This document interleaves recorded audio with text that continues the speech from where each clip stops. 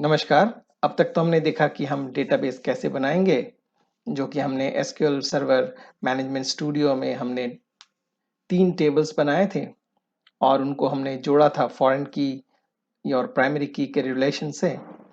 ये तो हमें समझ में आ गया था। सबसे पहला काम करेंगे डिपार्टमेंट मास्टर को मेंटेन करने के लिए हम इसे बनाना चाहेंगे। तो सबसे पहले हम इसे ही बनाते हैं। हम इसमें से कैलकुलेशन वाले शीट को हटा देते हैं। तो उसके लिए राइट क्लिक और डिलीट। ओके। अब हम आते हैं मास्टर्स पे।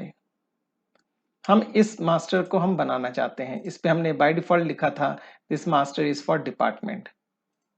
तो हम चाहते हैं यहाँ पर लिस्ट ऑफ डिपार्टमेंट्स लिखा है। तो उसके लिए आपको जैसे समझ में आता है कि हम एक लेबल लगा देंगे, चाहे हम हेडर 2 यूज कर लेंगे। सबसे पहले हम देखते हैं कि ये कैसे आएगा। बाकी चीजें हम बाद में करते हैं। ये हम बाद में बटन ऐड करेंगे और ये लिखेंगे बाद में। सबसे पहले हम देखते हैं ग्रिड को कैसे लेके आएंगे। अब ग्रिड को लाने से पहले मेरे पास यहां से डेटाबेस की कनेक्टिविटी बनानी सबसे ज्यादा जरूरी है। डेटाबेस की कनेक्टिविटी बनाने के कई सारे तरीके हैं, लेकिन जैसे मैंने आपसे वायदा किया था कि मैं सबसे आसान तरीके से करूंगा। उसके लिए सबसे पहले एक काम करते हैं, एक फोल्डर बनाते हैं जिसका नाम आप कुछ भी रख सकते हैं, जैसे डेटा एक्सेस लेयर, या आपको जो समझ में आता है वो फोल्डर का नाम रख सकते हैं। मैं फिलहाल इसका नाम डेटा सेट रखता हूं, डेटा सेट्स।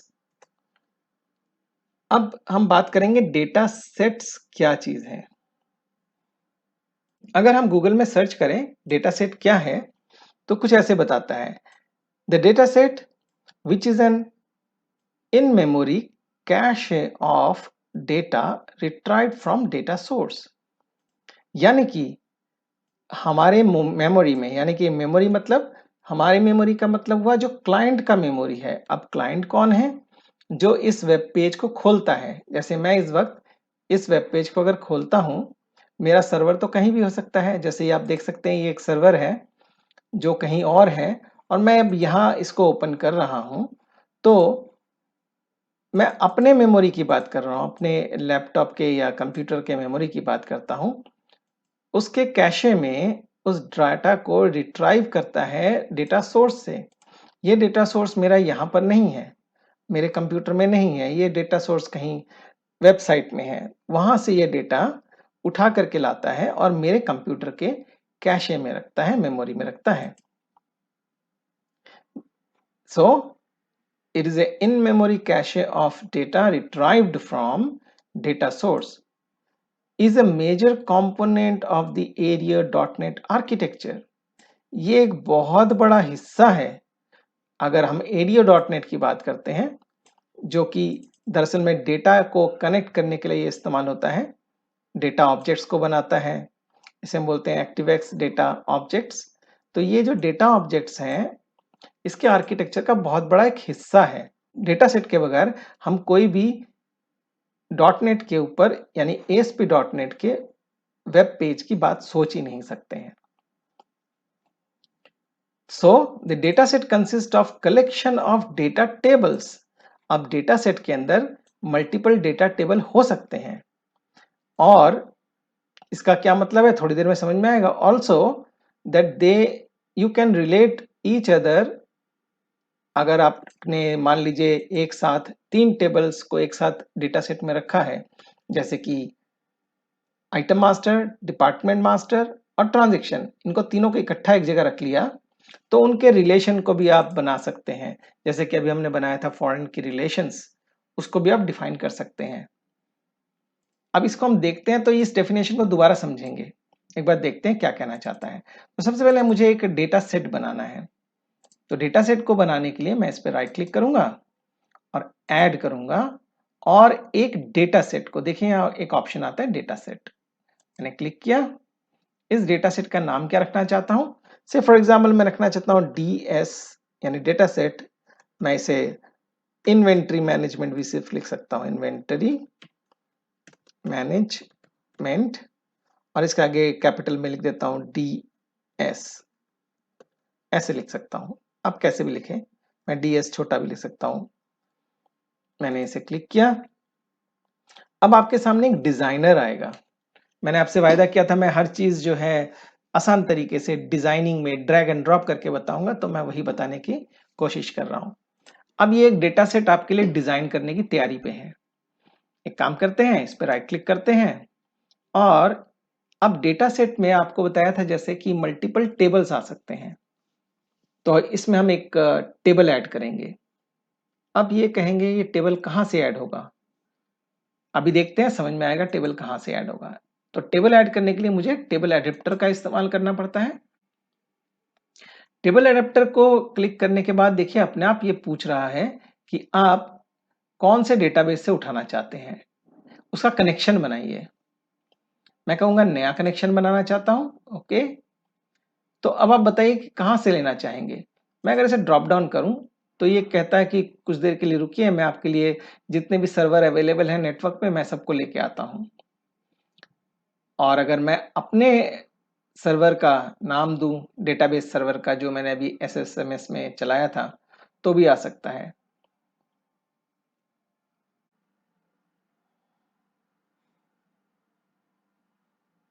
अगर आप देखें तो मेरा डेटाबेस सर्वर का नाम है MS SQL Server 02 और ये मेरा कंप्यूटर का नाम है या सर्वर का नाम है।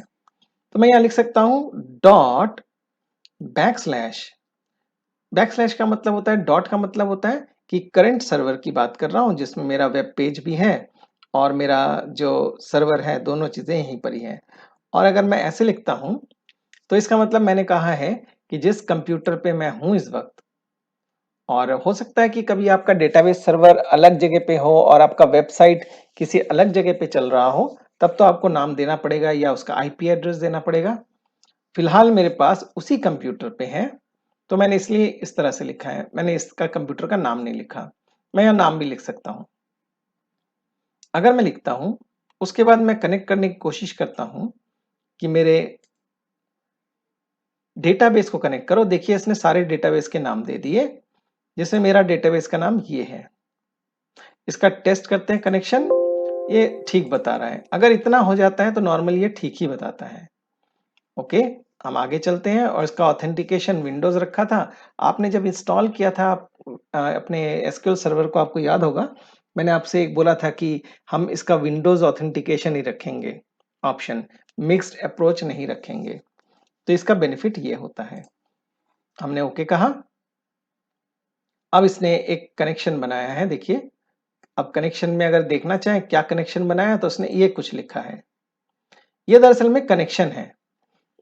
इस कनेक्शन का मतलब है कि डेटा सोर्स करंट जो भी सर्वर है उसके अंदर से, और इसका एसक्यूएल सर्वर उसका इंस्टांस है एसक्यूएल सर्वर का, जो कि यहाँ पर दिख रहा है आपको, जैसे मेरे पास डेटाबेस टेबल थे उसकी बात कर रहा है। ये मेरा मैनेजमेंट स्टूडियो था और इसके अंदर ये आपको याद होगा मैंने इसमें टेबल्स रखे थे।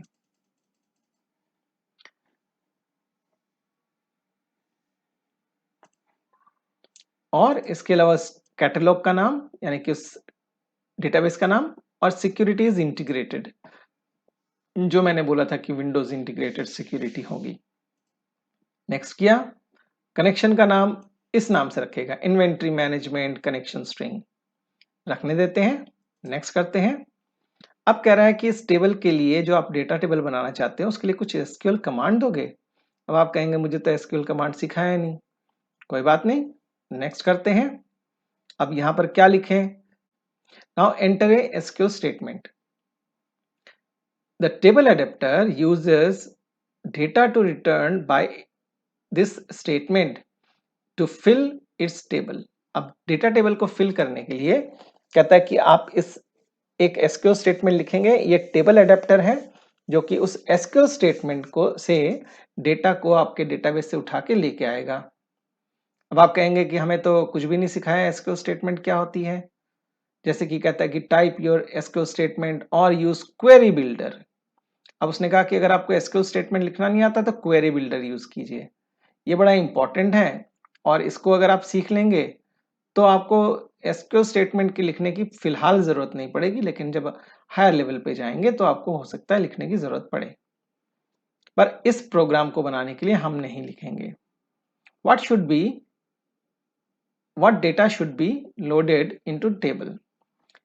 what data should be loaded into the table? क्या होना चाहिए? यहां देखिए लिखा है क्वेरी बिल्डर, इस पे क्लिक करते हैं। ये आपके सामने एक विजार्ड आया है। इस विजार्ड में पूछता है कि आप कौन कौन से टेबल लेना चाहते हो।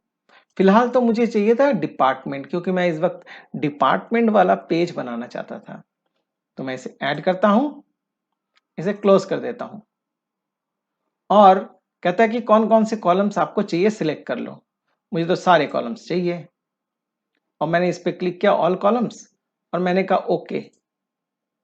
और अगर आप कहते हैं कि अगर कि डेटा कैसा आएगा तो आप एग्जीक्यूट कर सकते हैं। यहाँ पर एक बटन है कि क्लिक करते हैं, देखिए इस तरह से डेटा आएगा, ये नीचे दिखा रहा है। इस तरह से डेटा किससे आएगा? मेरे एसक्यूएल सर्वर का जो डेटाबेस है वहां से आएगा। मैं इसे ओके करता हूं। अब उसके बाद कहता है कि क्या करना है, नेक्स्ट कीजिए। और उसके बाद उसने कुछ बोला है आपसे कि टेबल जो है फिल करूंगा, टेबल के अंदर डेटा टेबल में वो फिल मेथड से करूंगा, रिटर्न करूंगा डेटा टेबल। पहले तो मैं इस मेथड से डेटा को फिल करूंगा टेबल में और फिर उसके बाद रिटर्न करूंगा एक डेटा टेबल। किसको रिटर्न करेगा? आपके प्रोग्राम को रिटर्न करेगा। और इसके अलावा मैं आपके लिए ना create, insert, update, delete method भी बनाऊंगा। अगर आप कभी इस्तेमाल करना चाहें तो आप उसका इस्तेमाल भी कर सकते हैं कि कुछ डेटा इंसर्ट करने के लिए एक तरीका, अपडेट करने के लिए और डिलीट करने के लिए डेटा को डायरेक्ट आपके लिए प्रोग्राम बना देगा। फिलहाल हम नेक्स्ट करते हैं। देखिए उसमें लिखा है कि द विजार्ड का result, review the list of wizard performed, click to finish and complete the wizard, या फिर previous, click previous to make changes. अगर आपने सब कुछ ओके कर लिया तो ठीक है, फिनिश कीजिए, नहीं तो आप बैक करके जा सकते हैं दोबारा से विजार्ड से बनाने के लिए। The department data table and department table adapter were configured successfully. आपके लिए उसने कुछ कॉन्फ़िगर किया है जिसमें आप सिलेक्ट क्वेरी से डेटा सिलेक्ट कर सकते हो, रिट्राइव कर सकते हो, इंसर्ट से नया डेटा ऐड कर सकते हो, अपडेट से कोई डेटा को चेंज करना हो कर सकते हो, डिलीट कर सकते हैं। इसके अलावा और भी बहुत सारे मेथड आपके लिए बना के दिया है उसने, प्रोग्राम बना दिया है इसने आपके लिए। मैं इसे फिनिश करता हूं। देखिए एक टेबल आया आपके सामने डेटा सेट के अंदर, ये पूरा डेटा सेट है, उसके अंदर एक टेबल नजर आ रहा है आपको। इस टेबल का नाम है डिपार्टमेंट। इसे सेव कर लेते हैं। एक काम करते हैं, एक और बार बनाते हैं एक टेबल। फिर टेबल एडिटर लेते हैं और इसके अंदर हमारे पास ऑलरेडी कनेक्टिंग स्ट्रिंग आ रहा है। नेक्स्ट करते हैं, फिर नेक्स्ट करते हैं और फिर क्वेरी बिल्डर में जाते हैं और इस बार आइटम मास्टर को सिलेक्ट करते हैं और क्लोज कर देते हैं। और सेम उसी तरह से हम सारे फील्ड्स को सिलेक्ट कर लेते हैं। क्वेरी को एग्जीक्यूट करना हो तो आप क्वेरी को एग्जीक्यूट करके देख सकते हैं, 4 हमने डेटा बनाया था अभी तक, वही आ रहे हैं इसके अंदर। और इसको हमने ओके किया, फिर हमने इसको नेक्स्ट किया और नेक्स्ट किया और उसके बाद आपके लिए कुछ जनरेट कर दिया उसने और उसके बाद हमने फिनिश किया। अब ये हमारे पास 2 हो गए, इनको भी सेव कर लेते हैं। अब एक और हम बनाते हैं टेबल एडेप्टर और इस टेबल एडेप्टर को हम बनाने के लिए हम अब स्टॉक ट्रांजेक्शन को लेते हैं। वही हमने नेक्स्ट करने के बाद क्वेरी किया, क्वेरी करने के बाद इस बार हमने स्टॉक ट्रांजेक्शन को सिलेक्ट किया, उसे क्लोज किया और उसके बाद वही हमने सब कुछ ले लिया और उसके बाद हमने उससे कहा एग्जीक्यूट करके दिखाओ क्वेरी। तो उसने एग्जीक्यूट करके दिखाया, 2 रिकॉर्ड्स थे हमारे पास, हमने ओके किया, फिर हमने नेक्स्ट किया, नेक्स्ट किया, फिनिश किया। अब देखिए कुछ हुआ है, अगर गौर से देखें तो इसने रिलेशन बता दिया कि ना आपके यहाँ कुछ रिलेशन बना हुआ है ऑलरेडी, जिसका नाम है स्टॉक ट्रांजेक्शन आइटम मास्टर। तो आपने देखा कि किस तरह से टेबल्स और दूसरे टेबल्स के बीच में प्राइमरी की, देखिए यहाँ पर एक चाबी सा बना हुआ है, इसका मतलब प्राइमरी की, और प्राइमरी की से जोड़ा है और आईडी, यहाँ पर हमारे पास आईडी इससे जुड़ा हुआ है। अब आप अगर इसे गौर से देखें तो यहाँ पर एक लूप जैसा बना हुआ है और यहाँ पर एक चाबी जैसा बना हुआ है। इसका मतलब है 1:many रिलेशन, यानी कि यहाँ पर तो एक ही बार वो आईडी आएगी लेकिन इस स्टॉक ट्रांजैक्शन के अंदर आइटम आईडी मल्टीपल टाइम्स आ सकती हैं, यानी कि कई बार आ सकती हैं। और वो सही है क्योंकि हम एक आईडी का इस्तेमाल कई बार कर सकते हैं, एक आइटम आईडी का इस्तेमाल। अब हम इसे सेव करते हैं और इसके बाद इसको हम कंपाइल करते हैं। रीबिल्ड किया, पर ये ध्यान रखिएगा जब आप डेटा सेट के अंदर कोई टेबल को चेंज करते हैं या कुछ नया टेबल ऐड करते हैं तो रीबिल्ड जरूर कीजिएगा। उसका कारण ये है कि ये क्लासेस को तैयार करता है, प्रोग्राम्स को रजिस्टर करता है और तैयार करता है। अब हम आते हैं अपने ASPX पेज के ऊपर जो हमारे पास ये था, डिपार्टमेंट पेज। अब हम चाहते हैं इसके ऊपर इस तरह से डिपार्टमेंट नजर आए। इसके लिए हम ग्रिड व्यू का इस्तेमाल करते हैं। अगर स्टैंडर्ड की जगह डेटा में जाएं तो देखिएगा यहां पर एक ऑप्शन होता है ग्रिड व्यू। इसे मैं ड्रैग एंड ड्रॉप करता हूं। यहां पर जैसे ही मैंने इसको ड्रैग एंड ड्रॉप किया, इसने मुझसे कुछ चीज मांगी, वो है चूज डेटा सोर्स। अब इस पेज के अंदर कोई डेटा सोर्स नहीं है, वो तो एक अलग से हमारे पास डेटा सेट है। इसे मैं क्लिक करता हूं और एक नया डेटा सोर्स ऐड करता हूं। जैसे क्लिक करूंगा मेरे पास कुछ ऑप्शंस आ गए। कहते हैं choose a data source type. कई तरह के टाइप होते हैं डेटा सोर्स के, आप देख सकते हैं कई सारे अलग अलग टाइप हैं। अगर आप इसको यूज करते हैं तो आप एसक्यूएल सर्वर, ओरेकल, ओलेडीबी इस तरह से कर सकते हैं। हम इसमें एक करेंगे ऑब्जेक्ट को इस्तेमाल। ये दरअसल में connect to a middle tier business object और data set in the bin और ऐप कोड डायरेक्टरी।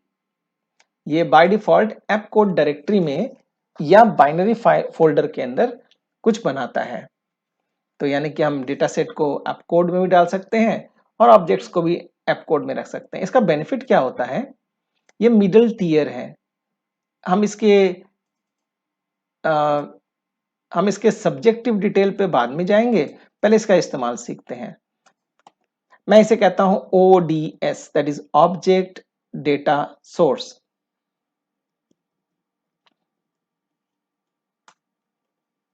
और उसके बाद इसका नाम दे देता हूं डिपार्टमेंट।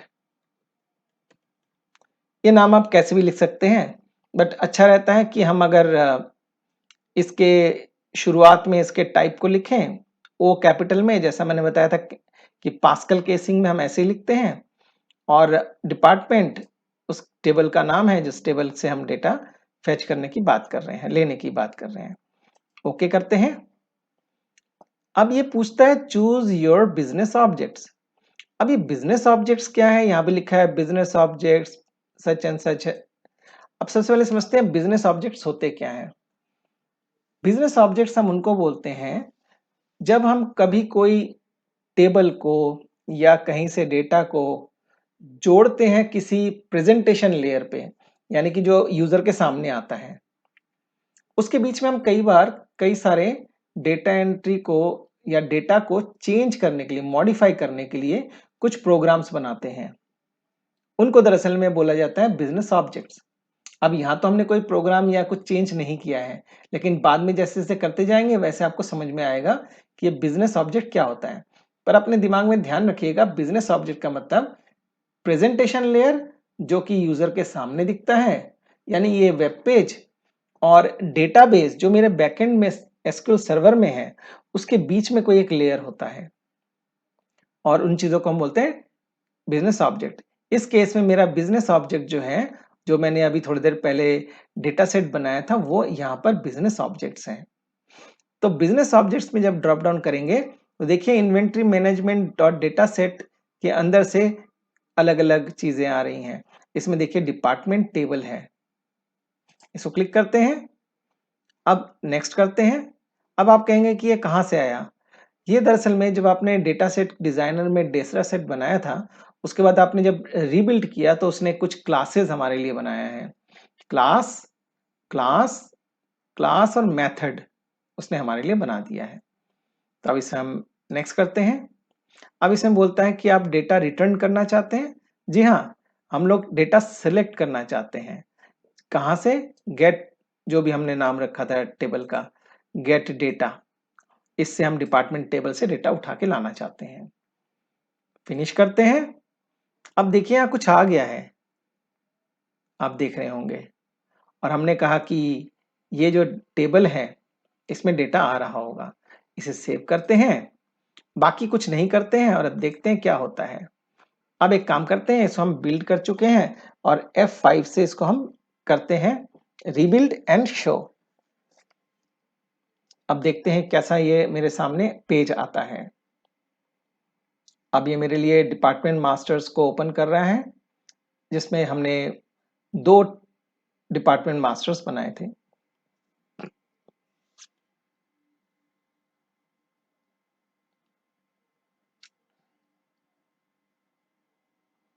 देखिए वो कुछ डेटा लेके आया है। मुबारक हो, आपने अब अपने वेब पेज को डेटाबेस के साथ जोड़ लिया है। तो आप समझ सकते हैं कि हम डेटाबेस को कैसे जोड़ते हैं किसी वेब पेज के अंदर। अब इसको थोड़ा सजाते हैं। ये तो बड़ा सुंदर सा लग रहा था देखने में। ये इसलिए सुंदर लग रहा है क्योंकि इसमें हमने स्टाइल शीट का इस्तेमाल किया है, CSS का इस्तेमाल किया है। तो हम भी यही करते हैं, इसको CSS से जोड़ते हैं, और उसके लिए इस पे क्लिक करेंगे और उसके बाद इसके प्रॉपर्टी में जाएंगे और CSS के अंदर हम क्या लिखेंगे वो भी देख लेते हैं। अगर हम बूट्स वॉच में जाएं और उसमें हमने सेरुलीन थीम हमने यूज किया था, आपको याद होगा। तो अगर हम सेरुलीन थीम में जाएं, सेरुलीन, और इसके अंदर अगर हम टेबल की बात करें तो थोड़ा सा नीचे स्क्रॉल करते हैं, ये टेबल है। अब हम चाहते हैं कि टेबल ऐसा नजर आए, तो हमें क्या करना पड़ेगा, इस पर क्लिक करना है और हमें ये लिख के रखना है अपने क्लास के लिए। तो अब मैं CSS में ये डाल दूं और एंटर कर दूं।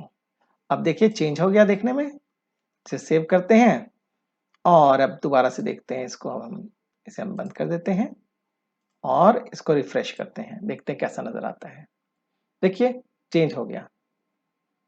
अब आप कहेंगे कि आईडी तो ठीक है, लेकिन डिपार्टमेंट के बीच में स्पेस नहीं है, डिपार्टमेंट नेम के बीच में, और मुझे डिपार्टमेंट ही लिखा चाहिए, डिपार्टमेंट नेम नहीं चाहिए। तो कैसे करेंगे? जैसे कि हमने यहाँ पर डिपार्टमेंट नेम के बीच में स्पेस रखा था और ऊपर से हमने ये भी किया था कि ये सॉर्ट भी हो जाए, आपको याद होगा, जैसे इनमें भी सॉर्टिंग रखा था हमने सब में। तो हमें वो भी चाहिए। तो सबसे पहले डिपार्टमेंट और नेम के बीच में स्पेस लाते हैं। उसके लिए क्या करना पड़ेगा, इसको क्लिक करते हैं और ये देखिए यहाँ पर एक हैंडलर आ रहा है छोटा सा। और अब अगर हम चाहें तो कॉलम को एडिट्स कर सकते हैं। देखिए कॉलम एडिटर, क्लिक करते हैं, ये आपके सामने जितने भी कॉलम्स हैं वो आ गए हैं। अब देखिए इसमें हेडर टेक्स्ट लिखा आ रहा है, यानी जो ये हेडर है इसके अंदर जो छपेगा वो लिखा रहा है। वो तो हम इसे स्पेस दे देते हैं। और बाकी ये देखिए sort expression, data field expression, इनको हम चेंज नहीं करेंगे वरना ये चलेगा नहीं, क्योंकि ये टेबल के नाम से आ रहा है। टेबल के नाम से हमारे डेटा सेट से ऑब्जेक्ट हमारे पास बन गया है। ये ODS ऑब्जेक्ट नीचे आपको दिख रहा होगा, इससे आ रहा है, तो इनको नहीं चेंज करेंगे। इसे ओके करते हैं। देखिए डिपार्टमेंट और नेम के बीच में स्पेस आ गया। इसे एक बार सेव कर लेते हैं और इसके भी क्लिक कर देते हैं ताकि ये चला जाए। अब हमें क्या चाहिए था, आपको याद होगा, हमें अब इसकी सॉर्टिंग के लिए कुछ चाहिए। तो अगर हम इसे क्लिक करें और इसके अंदर जाएं, सबसे पहले देखिए यहाँ पर लिखा है एनेबल पेजिंग। क्लिक करते ही देखिएगा नीचे की तरफ पेज नंबर 1, 2 इस तरह से लिखा आ जाएगा। दूसरी बात, अगर हम इसके सॉर्टिंग के लिए चाहें तो क्लिक करते हैं एनेबल सॉर्टिंग। इतना ही करके देखते हैं, पहले सेव किया और एक बार इसको हम व्यू करके देखते हैं कैसा नजर आता है। देखिए अब आपके सामने डिपार्टमेंट की सॉर्टिंग के लिए भी आ गया और इसके आईडी पे भी सॉर्टिंग कर सकते हैं। तो आपने पहला काम तो कर लिया कि ये देखने में कैसा लग रहा है, वैसा आ गया। और अब हम करते हैं इसमें, अगर हम एडिट बटन ऐड करना चाहें ये दरअसल में एडिट बटन है। इसको ऐड करते हैं पहले। उसके लिए हमें सबसे पहले हम इस पे क्लिक करेंगे और एडिट कॉलम्स में जाएंगे। अब देखिए यहाँ पर ये दो चीजें आ रही हैं फील्ड्स। मुझे एक चीज ऐड करना है और वो है बटन फील्ड। तो जैसे ही मैं इस पे क्लिक करूंगा तो बटन ऐड हो जाता है। इसको मैं टिक करके ऊपर ला सकता हूं ऐसे। अब ये बटन है, इस बटन के ऊपर मैं टेक्स्ट लिखना चाहता हूं एडिट। और ये आप बटन कैसा देखना चाहते हैं? अब बटन तो कई तरह से दिखने में आता है। जैसे अगर देखें तो बटन का एक बटन भी आ सकता है, एक इमेज भी आ सकता है। उसे हम बाद में देखेंगे कि हम इमेज में कैसे करेंगे। फिलहाल इसे हम लिंक ही रहने देते हैं और इसे ओके करते हैं। देखिए एडिट लिखा आ रहा है। आपने कई बार देखा होगा कई वेबसाइट्स में यहाँ पर एक एडिट के लिए एक आइकन बना आता है, उसे भी आप कर सकते हैं। अगर आप उसे करेंगे तो आपके लिए यहाँ पर आपको बटन टाइप के अंदर इमेज लेना पड़ेगा। और अगर बटन जैसा दिखना चाहें, देखिए ऐसा बटन भी आ सकता है। ये सब डिपेंड करता है कि हम कैसा देखने में चाहते हैं। फिलहाल मैं इसे लिंक ही यूज कर लेता हूं और हम आगे जब बढ़ेंगे तो इसको हम चेंज करेंगे अपने हिसाब से। फिलहाल मैंने ऐसे ही कर लिया और इसे मैंने सेव कर दिया। अब इसको एक बार देखते हैं। कंटिन्यू। ओह माफ कीजिएगा, मैं गलती से क्यों यहाँ पर आना था मुझे और मैंने इसे कंटिन्यू किया। देखिए यहाँ पर आ गया है। अगर आपको एडिट करना है तो यहाँ पर आप एडिट कर सकते हैं क्लिक करके। अब क्लिक करने से कुछ करता है? क्लिक करने से तो कुछ कर नहीं रहा है, क्योंकि हमने इसको बोला ही नहीं कि क्लिक करने के बाद क्या करना है। उम्मीद करता हूं कि ये डिजाइनर में कैसे लाते हैं और ये सब चीजें कैसे करते हैं, ये आपको समझ में आ गया होगा। अब हम समझते हैं कि ये सब काम कैसे कर रहा है इतना कुछ। सबसे पहले देखते हैं कि यहाँ पर लिखा हुआ है ऑब्जेक्ट डेटा सोर्स। इसको भी अभी समझेंगे। और ये जो हमारे पास डेटा सेट है, ये डेटा सेट कैसे काम कर रहा है, इसको समझने के लिए हम एक स्लाइड देखते हैं। अब हम देखेंगे डेटाबेस से डेटा को पुल करके प्रेजेंटेशन लेयर पे यानी कि आपके ग्रिड व्यू पे कैसे लाया जाता है। इसका रिवर्स भी होगा। कभी अगर हम प्रेजेंटेशन लेयर में कुछ चेंज करें, यानी कोई अगर हम आइटम मास्टर चेंज करें या स्टॉक ट्रांजैक्शन चेंज करें तो डेटाबेस में जाएगा। पहले हम देखते हैं कि डेटाबेस से हम कैसे लेकर आ रहे थे डेटा हमारे प्रेजेंटेशन लेयर, यानी कि जो वेब पेज जिसके सामने होगा किसी क्लाइंट के सामने, उसकी बात करते हैं। सबसे पहले देखते हैं ग्रिड व्यू। ये ग्रिड व्यू है हमारा, यानी कि ये ग्रिड व्यू है। अगर आप देखें तो ये ग्रिड व्यू है। इस ग्रिड व्यू को इस ग्रिड व्यू को डेटा ऑब्जेक्ट सोर्स से जोड़ा है। यानी इस ग्रिड व्यू को अगर हम इसके प्रॉपर्टी में देखते हैं कि इसका डेटा सोर्स कौन सा है, देखिए डेटा सोर्स आईडी लिखा है ओडीएस डिपार्टमेंट। अब ये ओडीएस डिपार्टमेंट कहाँ है? थोड़ा सा नीचे स्क्रॉल करते हैं, देखिए ये मेरा ऑब्जेक्ट डेटा सोर्स है ओडीएस डिपार्टमेंट।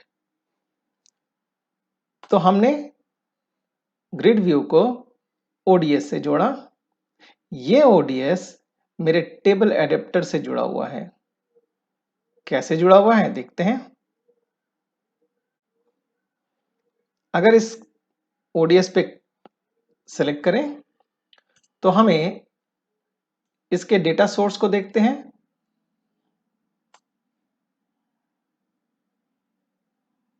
लिखा है मेथड है गेट डेटा, जो हमने इसके अंदर लिखा है गेट डेटा। तो ये मेथड से इस टेबल एडेप्टर से इस मेथड से कॉल कर रहा है जितने भी इसके अंदर डेटा है। आगे देखते हैं।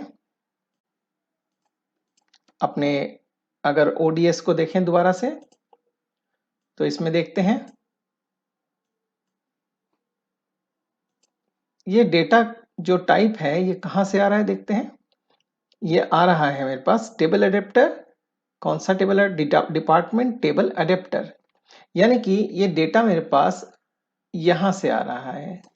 ये मेरा एक क्लास है जहाँ से ये डेटा आ रहा है, टेबल अडेप्टर से। और यानी कि मेरा ये जुड़ा हुआ है टेबल अडेप्टर से, ग्रिड जुड़ा है ओडीएस के साथ। तो ग्रिड व्यू ओडीएस से जुड़ा हुआ है, ओडीएस टेबल अडेप्टर से जुड़ा हुआ है।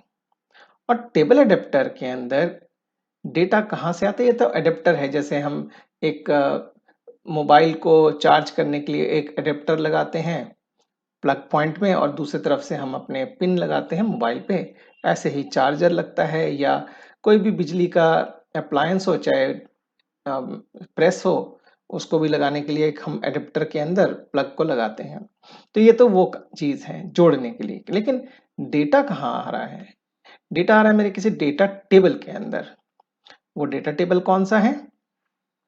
अगर हम डेटा टेबल की बात करें तो यहां से अगर डेटा आ रहा है मेरे पास, तो ये मेरा डेटा टेबल है जहां पर मेरे पास डेटा इकट्ठा हो रहा है। तो डेटा टेबल के अंदर टेबल एडेप्टर से तो जुड़ता है, क्या चीजें जुड़ती हैं इससे?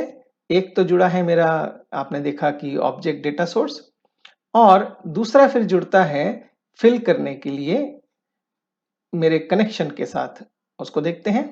तो इस टेबल के अंदर डेटा लाने के लिए मेरे पास एक कलेक्ट करने के लिए डेटा है गेट डेटा, जो कि एक मेथड है, और एक और मेथड है फिल, जो कि इस टेबल में फिल करता है। इसको देखते हैं एक बार। तो आपने देखा कि डेटा ग्रिड व्यू में फिल करने से पहले गेट डेटा तो करता है मेरा टेबल एडेप्टर, और उससे ऑब्जेक्ट डेटा सोर्स, और फिल हो जाता है, और जिससे मेरा ग्रिड व्यू फिल होता है। अब और एक चीज देखते हैं, ये जो फिल मेथड है इसको देखते हैं एक बार। देखिए ये फिल एक मेथड है जिससे डेटा को फिल करने में मदद करता है। जब हमने इसको बनाया था इस प्रोग्राम को, जब विजार्ड से, तो इसने बोला था कि आपके लिए एक फिल मेथड बनाया मैंने, और एक आपके लिए गेट डेटा भी मेथड बनाया। तो एक मेथड तो डेटा डेटा के नाम से है, जिससे कि ओडीएस या ऑब्जेक्ट डेटा सोर्स कनेक्ट करके डेटा लेता है। लेकिन इसके अंदर फिल करने के लिए डेटा कहाँ से? मेरे डेटाबेस सर्वर से इस कमांड को चलाता है। ये कमांड कौन सा है? जो आपको याद होगा कि हमने जब डिजाइन किया था तो कमांड ये अपने आप इसने विजार्ड से बना के दिया था, और उसने डेटा को रीड किया और इसके अंदर इकट्ठा किया। अब ये जो है डेटा सेट, ये डेटा सेट मेरा किससे जुड़ा हुआ है? ये डेटा सेट मेरे कनेक्शन स्ट्रिंग से जुड़ा हुआ है, जो कि मैंने ऑलरेडी इसके अंदर जोड़ने के लिए बनाया था, आपको याद होगा। तो यानी कि डेटाबेस से जुड़ने के लिए कनेक्टिंग स्ट्रिंग, कनेक्टिंग स्ट्रिंग से डेटा सेट जुड़ता है, डेटा सेट से मेरा गेट डेटा होता है, और जो मेरा टेबल एडेप्टर में जाता है, और फिल करने के लिए डेटा टेबल को हम यूज करते हैं फिल मेथड। तो इस तरह से ये डेटा मेरा पूरा पुल होते हुए ग्रिड व्यू तक आता है, और डेटा सोर्स में भी रहता है। अब इससे फायदा क्या होता है? अगर हम फायदे की बात करें तो आप देख सकते हैं, जब मैं इसको चला रहा था तो यहाँ पर डेटा मेरे लैपटॉप पे या मेरे कंप्यूटर पे आ चुका था। अब मैं मन चाहे इस पे सॉर्टिंग कर सकता हूँ, मैं इसके पेजेस को चेंज कर सकता हूँ, मैं इसके अंदर अपने कंप्यूटर में बहुत सारे काम और भी कर सकता हूँ, जिससे मेरा जो ट्रैफिक है सर्वर से और मेरे क्लाइंट के बीच में कम हो जाता है। क्योंकि जब डेटा सोर्स से डेटा को लेके आता है, तो उसके बाद हम क्लाइंट के ऊपर जो हमारा वेब पेज है उसके ऊपर हम कुछ भी कर सकते हैं। मैं उम्मीद करूंगा कि आपका डेटाबेस से प्रेजेंटेशन लेयर तक कैसे डेटा मूव होके आया है, ये आइडिया आपको समझ में आ गया होगा। अब जब हम बाद में बात करेंगे डेटा अपडेट करने का, तो हम देखेंगे ये रिवर्स कैसे चलता है। और मैं उम्मीद करूंगा कि जो कुछ आज हमने बनाया है वो आप बनाने की कोशिश करेंगे और बना के देखेंगे। इसके बाद हम देखेंगे कि एडिट मेथड से डेटा को कैसे एडिट किया जाता है, कुछ नया डेटा अगर ऐड करना हो तो कैसे किया जाता है, डिलीट भी कर सकते हैं। पर आपको जैसे पता है कि किसी सिस्टम के अंदर डेटा डिलीट करने का प्रोविजन नहीं होता है किसी बिजनेस सिस्टम के अंदर। अब एक चीज और रह गया था हमारे पास, बिजनेस ऑब्जेक्ट। बिजनेस ऑब्जेक्ट दरअसल में यही है। कई बार ऐसा होता है कि हम इसके अंदर कुछ क्राइटेरिया डालते हैं, जैसे कि मान लीजिए मैं चाहता हूं कि मेरे पास जो स्टॉक ट्रांजैक्शन है वो किसी एक आइटम आईडी का ही दिखे। उसका भी एक ऑप्शन चाहिए मुझे कि मैं कभी देखना चाहूँ किसी एक आइटम आईडी का देखूँ। तो उसके लिए भी हम इसके अंदर एक लॉजिक बिल्ड कर सकते हैं नया ऐड क्वेरी करके, जो कि हम आगे देखेंगे। इसके अलावा हो सकता है कि हम इसमें जब प्राइस कैलकुलेशन की बात करें या कुछ और करें तो प्राइस कैलकुलेशन के लिए कुछ फॉर्मूला डालना चाहें। तो दरअसल में हम जो बनाने जा रहे हैं वो तो है बिजनेस एप्लीकेशन। बिजनेस एप्लीकेशन हम उसको बोलते हैं जिसका कमर्शियल इम्पैक्ट होता हो और कमर्शियल वैल्यू भी होता हो। अब स्टॉक मेंटेनेंस जो है कि ऑब्वियसली किसी बिजनेस के लिए ही यूज करेंगे। तो जब हम यूज करते हैं तो इसको हम बोलते हैं बिजनेस एप्लीकेशन, और इसके अंदर जो भी हम लॉजिक्स बिल्ड करते हैं उसे बोलते हैं business logics. Business logic example के तौर पे अगर कोई कंपनी अपने एम्प्लॉयज को 8.33% ऑफ बोनस देता है तो वो उसका एक बिजनेस लॉजिक बन सकता है। हो सकता है कोई कंपनी 8.33 की जगह इसका डबल 17% भी देता हो, तो उसका भी एक बिजनेस लॉजिक बन सकता है। तो हम चाहते हैं कि जो प्रेजेंटेशन लेयर है वो ज़्यादा चेंज हो सके फ्लेक्सिबिलिटी के साथ, और जो डेटाबेस है उसमें ज़्यादा छेड़खानी ना की जाए। यानी कि कैलकुलेशन लेवल्स हम इसी प्रेजेंटेशन लेयर के अंदर या हम अपने बिजनेस लॉजिक लेयर के अंदर ही रखते हैं, जिससे कि हमारे डेटाबेस में ज़्यादा कॉन्फ़िगरेशन की ज़रूरत ना पड़े। उम्मीद है आपको ये सब चीज़ें समझ में आ रही होगी। अगर नहीं आ रही है तो कोई बात नहीं, जैसे-जैसे हम आगे बढ़ेंगे वैसे आपको समझ में आना शुरू हो जाएगा। आज के लिए इतना ही। अगली बार तक के लिए नमस्कार।